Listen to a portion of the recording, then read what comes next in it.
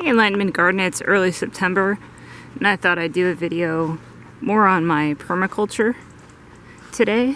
So get some questions, on shade protection, on how much water, food, also the wood chips.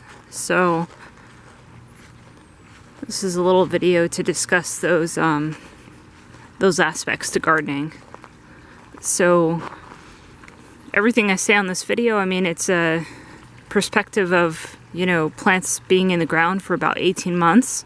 I'm new to this, so this is, what I've done to basically establish plants. It's not advice I would give for someone that has mature plants, necessarily. So, people may ask, well, how do you get all this growth the first year?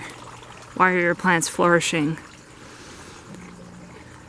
I would say the number one most important thing is what you do to your ground cover. And of course, this is for people that garden in Phoenix, Arizona, or thereabouts, where we have very clay soil that's dense and doesn't breathe well for roots. So it's really important to amend the soil, I found.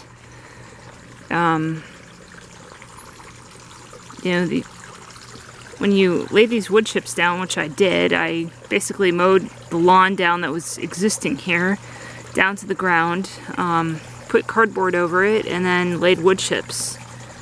And you can just see, as I'm digging down in here, this dark, rich soil. And when I flood these tree wells, it's amazing how many bugs, you'll see earthworms climbing all over the trunk, pill bugs, pincher bugs, all sorts of insect life. And essentially this material allows an ecosystem for the bugs to flourish. So once your worms are attracted into your gardening area, they're going to eat matter, decompose organic matter, so that it breathes life into your soil. Fungus, different kind of microorganisms can thrive then. You can see just with some water and wood chips, I've got these mushrooms popping up here. And it's 107 degrees out as a high. At least recently here.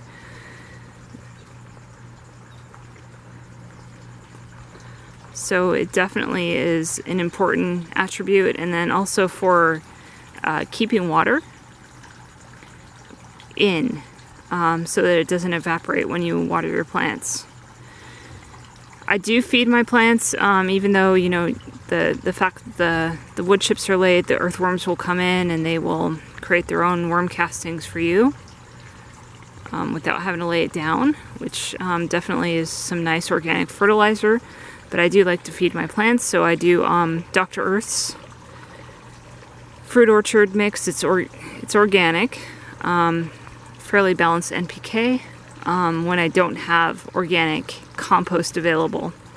And I do feed about one time a month.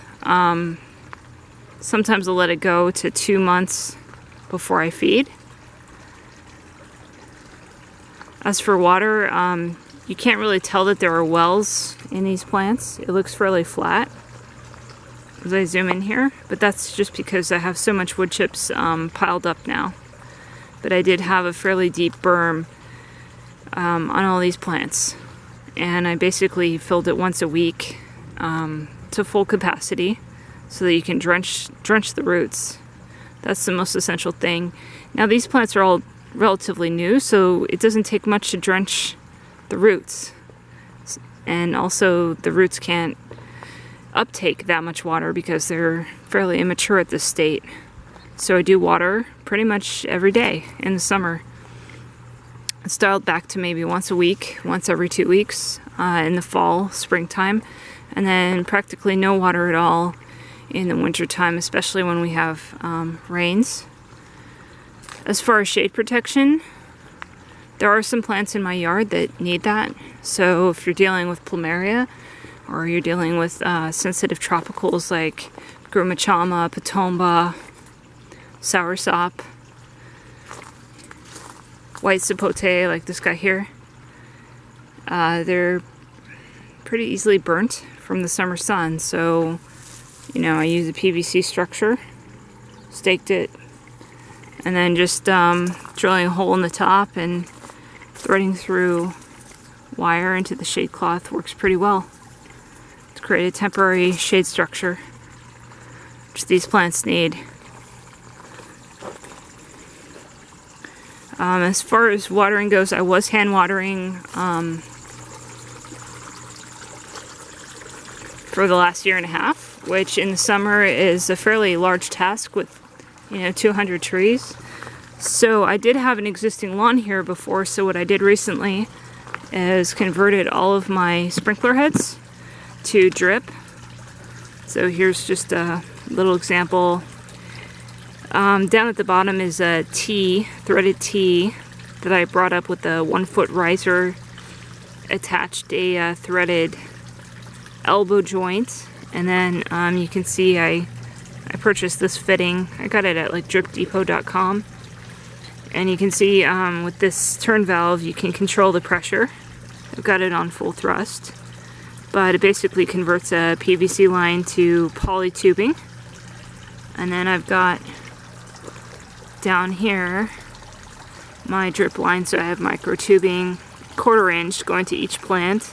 And these are the vortex drippers, so they're adjustable, which I need because each plant is different on its water volume needs and age, so you have full control that way. So if you're new to gardening, you want to put an infrastructure in, I would say before you start buying plants, definitely wood chip your area, apply irrigation so that you can start building that soil life. That is the foundation to everything. So I hope this helps inspire you to try to grow some fruit trees of your own and edibles. Thanks for watching.